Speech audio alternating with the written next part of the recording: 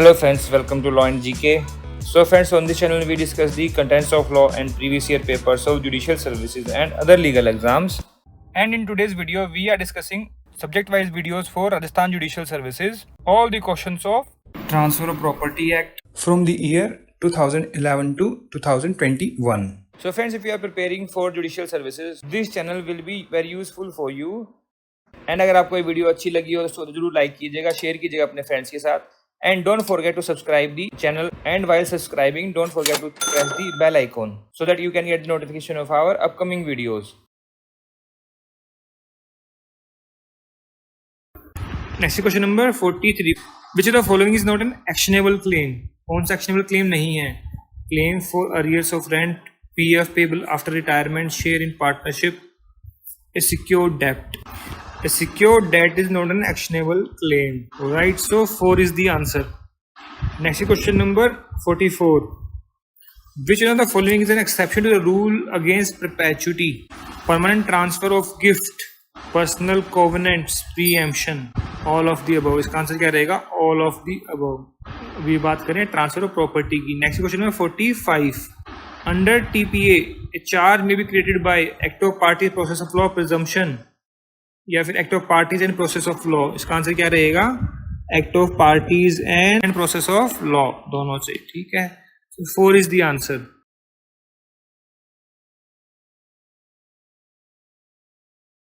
Next question number 24. If donor dies before acceptance of gift, then gift क्या word हो जाएगा? Valid रहेगा.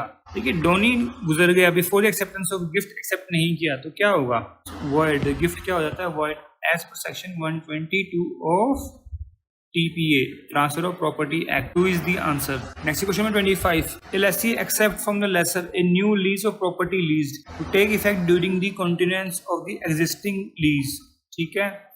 This converts the former lease into exchange या फिर into perpetual lease is an implied surrender of former lease या फिर voidable agreement. क्या होगा? It is an implied surrender of former lease. और ये कैसे होगा? देखिए, एक लीज चल रही है, उसके बीच में ही यहाँ से आपने एक लीज और स्टार्ट करवा ली, तो ये जो लीज है ये वैलिड है. इसका मतलब क्या हुआ? जो पहले वाली लीज थी वो क्या हो गई? वो फिनिश हो गई, सरेंडर कर दिया. Okay, so 3 is the answer.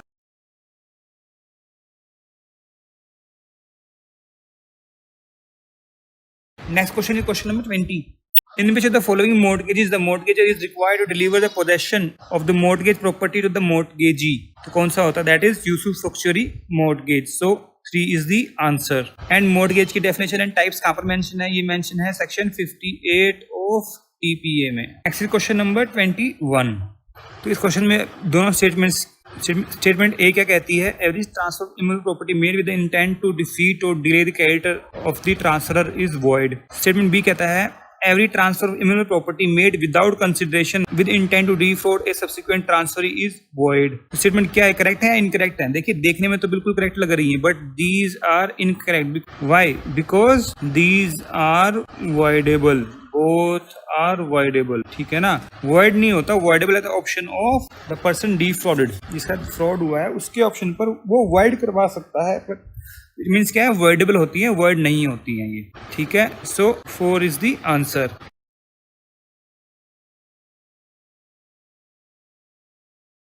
Next question number 4. In view of 105 of TPA, a lease of immovable property is a transfer of क्या है? Right to enjoy such property in consideration for a price paid or promised, or of money, share of crop, service, or any other thing of value. Interest in specific immovable property for securing the payment of money advanced. Ownership in consideration of price or promised, price paid or promised, certain immovable property made voluntary and without consideration. तो इसका answer क्या रहेगा? First. Alright. 1 is the answer. Next question number 6. A lease of immovable property for any term exceeding 1 year can be made. कैसे होती है? है ना, any term exceeding 1 year only by registered instrument. ठीक है ना, अगर less than है तो वो optional है, लेकिन 1 साल से ऊपर हो गया तो रजिस्ट्रेशन करवाना ही पड़ेगा. ठीक है, सो 1 is the answer. तो ये कहाँ पर मेंशन? ये मेंशन आपके सेक्शन 107 ऑफ TPA में.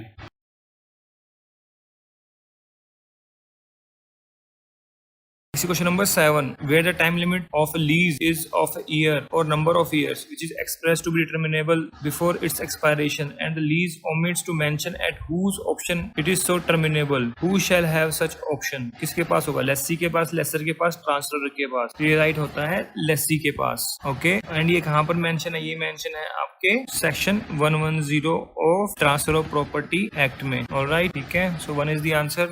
Next question number 24. The grant of or transfer of licenses is governed by कौन सा? TPA, specifically contract easement. क्या आंसर है इसका? Indian Easement Act. So 4 is the answer. Next question number 46. A being the owner of a plot of land sell the same to B through registered sale deed in year 2005. B however does not make full payment to A. A again sell the same land to C in the year 2010 without informing him the early transaction or 2005. Who would be the person aggrieved in these circumstances? B, A या फिर C? aggrieved person होगा C, the subsequent purchaser. This is the answer.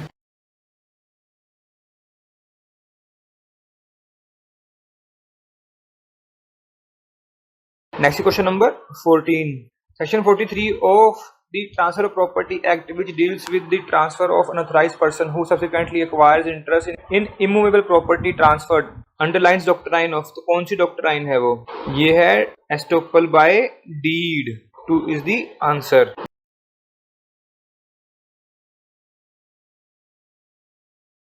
Next question number 10. Which of the following statements regarding gift under Transfer of Property Act is correct? कौन सी correct है? Gift is the transfer certain future movable or immovable property made voluntary and without consideration. ये incorrect है. Future good जो है वो void होता है. Transferor is known as donee and transferee is known as donor. तो ये इन्होंने शिफ्ट कर दिया. डोनी यहाँ पर आना चाहिए था और डोनर यहाँ पर आना चाहिए था. फिर क्या है? The donee dies before accepting the gift is void. और गिफ्ट की डेफिनेशन कहाँ लिखी हुई है? सेक्शन 122 में, और वहीं पर मेंशन है ये. ओके, यहाँ पर फ्यूचर की जगह क्या आना चाहिए था? एग्जिस्टिंग. ऑलराइट, तो इसका आंसर क्या रहेगा? 3.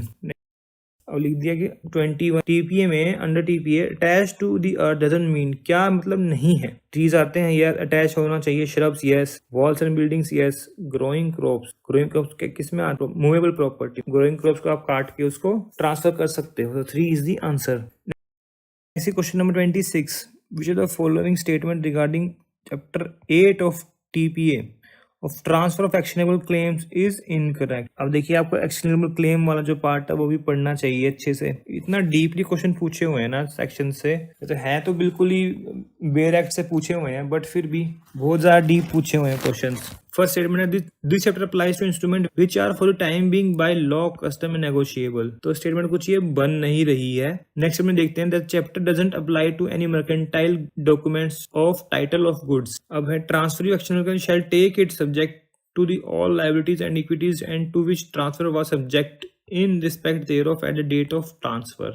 Every notice of transfer of actionable claim shall be in writing. देखिए, जो राइटिंग वाली स्टेटमेंट है, एक सेक्शन है 131, ये है 132. और देखिए यहाँ पर लिखा हुआ है सेक्शन 130 की एक्सप्लेनेशन में लिखा हुआ nothing in section apply to transfer of a marine और फायर पॉलिसी ऑफ इंश्योरेंस. तो वहां पर कहीं पर भी कस्टम्स की बात नहीं की गई, और ये नहीं लिखा हुआ कि doesn't apply to mercantile good, मतलब इस पे ये अप्लाई होता है, अप्लाई टू. और यहाँ पर ये कस्टम्स एंड नेगोशिएबल की बात नहीं की गई. तो इसका आंसर क्या रहेगा? 1. Incorrect. So friends, here we have discussed all the questions of Transfer of Property Act from the year 2011 to 2021. अगर आपको इसमें कोई कमी लगी हो, कोई सजेशन हो, कोई एडवाइस हो, कोई कमेंट्स हो, तो आप जो है कमेंट सेक्शन में जाकर भी लिख सकते हैं. We always appreciate your comments. And अगर आपको ये वीडियो अच्छी लगी और एफर्ट्स हमारे अच्छे लगे हो तो उसको जरूर लाइक कीजिएगा, शेयर कीजिएगा अपने फ्रेंड्स के साथ, so that they can come to know about our channel and वो भी बेनिफिट ले सकें. एंड अगर आपको हमारे एफर्ट्स अच्छे लगे हो तो in addition to like and subscribe kindly give us a super thanks. Super thanks is a way to appreciate the content creator.